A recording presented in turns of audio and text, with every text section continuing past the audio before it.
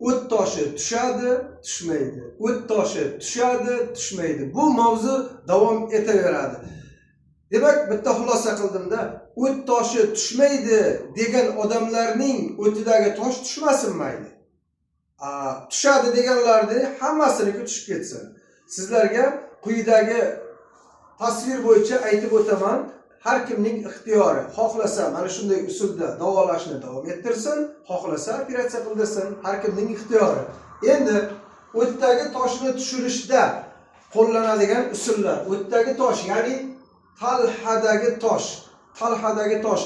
Bizlarni Tojikiston, Afg'oniston tomonidan kuzatayotgan kuzatuvchilarimiz bor. O'shalar uchun aytmoqchiman, o'tdagi, ya'ni talhadagi toshni tushirish uchun avvalambor oq un mahsulotlari mumkin emas.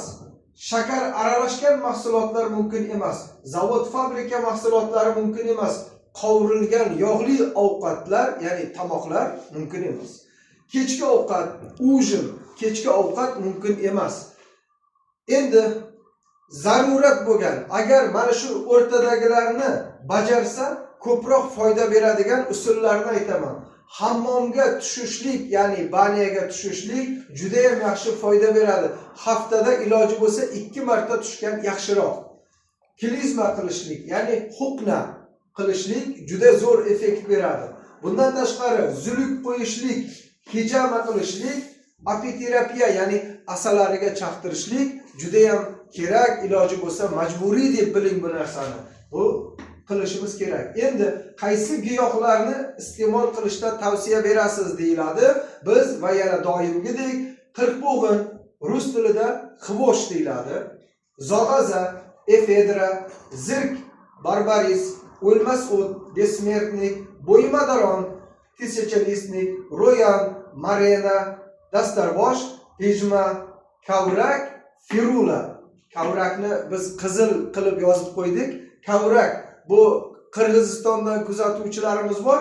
Qirg'izchasiga bu chayir deyiladi. Oq chayir, qora chayir degan nomlari bor. Rus tilida firula deyiladi. Endi bu kavrakning eng yaxshisi, juda ham zo'r effekt beredigani bu tojik kavragi yoki qizil kavrak deyiladi. Mana shunisi juda ham kuchli hisoblanadi. Demak, mana shu aytganlarimizga amal qilinsa, o'tdagi tosh tushadi. Qanday qilib tushadi? Uni biz bilmasligimiz mumkin, lekin o'tdagi tosh tushadi. Qanday qilib tushadi? O't suyuqligi orqali maydalanib, parchalanib tushadi. Katta tosh birdaniga tushib ketmaydi. O't toshini tushadi, tushmaydi deguvchilarga aytaman. O'tdagi tosh juda ham mayda bo'ladi, o't yo'li. Shuning uchun uni o'tdagi toshni haqiqiy toshga o'xshab tushmasligi mumkin. Maydalab, ezilib, parchalanib tushadi. Xullas kalom tushadi. Sog' bo'linglar.